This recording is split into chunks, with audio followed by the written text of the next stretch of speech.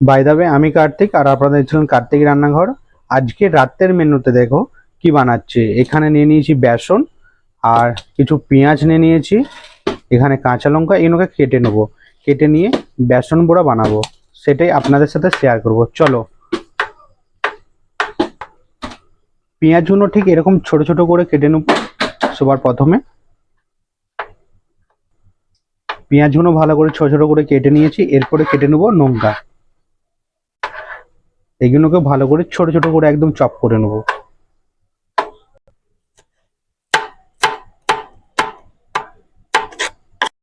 এখানে লঙ্কাগুলো ভালো করে ছোট ছোট করে চপ করে নিয়েছি। এরপরে ফাইনালি বেসনটাতে আমরা এগুলো সব মিক্স করে, এই যে বেসন, এর মধ্যে সব মিক্স করবো এগুলো। একে বেসনের মধ্যে আমরা দিয়ে দিচ্ছি পেঁয়াজ, যেগুলো ছোট ছোট করে কুচিয়ে রেখেছিলাম, আর তার সাথে কাঁচা লঙ্কা কিছু, বাস। এরপরে এখানে নুন সামান্য পরিমাণে একটু, এটাকে ভালো করে মিক্স করতে হবে।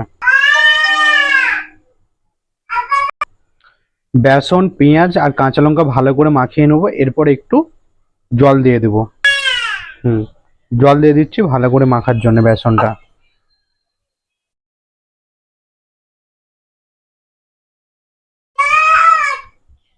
সেটা বলেছে। ফাইনালি বেসনটা আমরা ভালো করে ফেটিয়ে নিয়েছি। এরপরে ডাইরেক্ট কড়াতে ভাজবো। বেসন বড়া ভাজার জন্য এখানে কড়া নিয়ে নিচ্ছি, ভালো করে একটু গরম করব।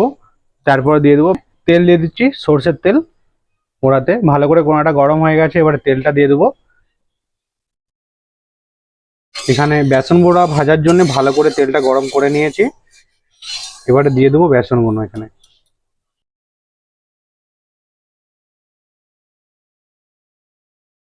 একদম পাতলা পাতলা করে ভাজতে হবে, আর খুবই ক্রাঞ্চি হবে, আর এবং খুব সফট লাগবে ভালো।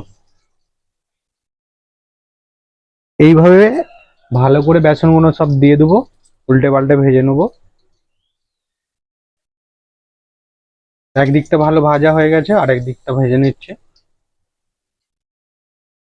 খুবই সিম্পল একদম। বেসন বড়া এইভাবে বানালে খুবই একটা টেস্টি হয় এবং ক্রাঞ্চি হয়, আর খুবই ভালো লাগবে আপনাদেরকে।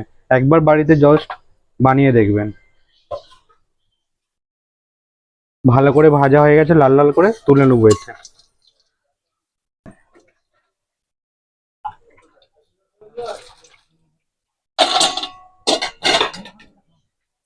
বাকি যে বেসনটা আছে সেম প্রসেস, ওইগুলোকেও ভেজে নেবো।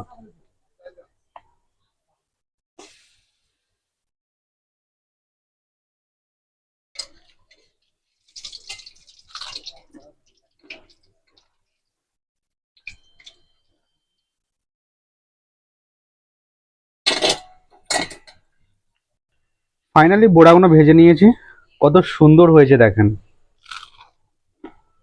একদম ক্রাঞ্চি। এইভাবে বাড়িতে একবার বানিয়ে দেখবেন কতটা সুন্দর হয়। চলো, টাটা, ভালো থাকবেন সবাই, সুস্থ থাকবেন, নিজের খেয়াল রেখো।